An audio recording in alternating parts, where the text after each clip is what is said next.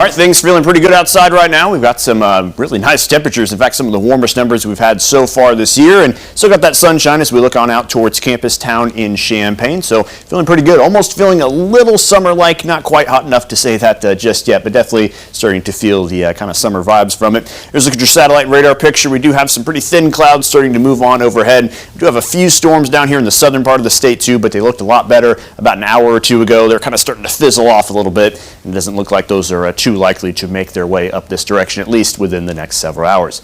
How about those temperatures, though? If you haven't been outside, you are wasting a beautiful day. It's 82 in Champaign, 82 in Decatur, and we are rocking right at 80 degrees down there in Effingham. And the wind has been nice and light, too. Maybe the one day we'd prefer just a little extra breeze to kind of keep us a little cooler. I think many of us are not complaining too much about a light wind, considering that it feels pretty windy every single day, or at least it has here for the last month or so.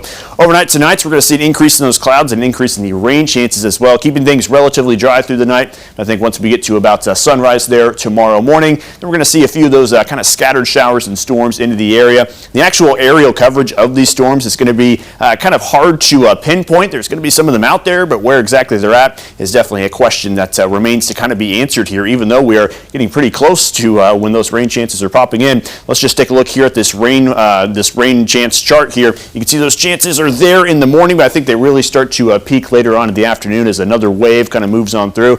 And of course, with Illinois race weekend kind of kicking off tonight and continuing into the day tomorrow, it's going to be important to find out where these storms actually land. So let's just kind of walk through Future Track here and kind of explain some of the uncertainties here with the forecast. We'll see through the night, again, keeping things pretty dry, maybe a rogue storm or two out there as possible.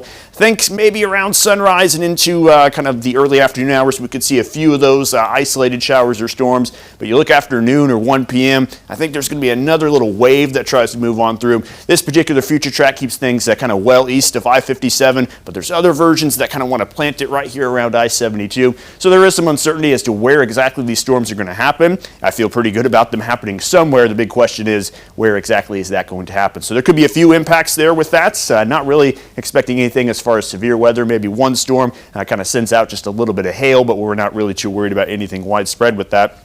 Once we get through tomorrow, though, I actually think the rest of the weekend plays out pretty good. 60s for your Saturday and 70s by the time we get on into Sunday, so keeping things pretty quiet. And then we get those 80s back as we head on into next week, looking at Monday and Tuesday. They're well into the 80s, and that will perhaps supply us with the fuel to see a few more storm chances as we look ahead here. Future Track does show those chances returning late Monday and into Tuesday as another cold front rolls on through.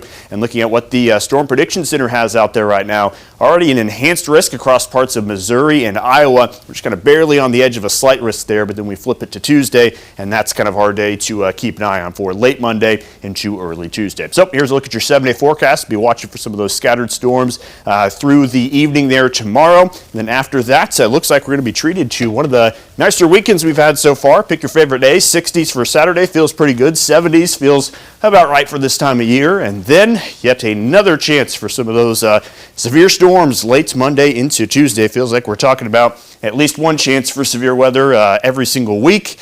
And of course, our token day this week is going to be likely there Tuesday. So we'll keep an eye out for that, but don't want to look past that awesome weekend that we're going to have beautiful days. Yeah, and 80 is going to be like pretty hot. Yeah, I was going to say I haven't had many days in the 80s so far this year. This might be the third or fourth at the most. So It's nice. It feels, like I said, almost like summer. Yeah, almost like summer. All right, thanks, Seth. Well, it's your favorite time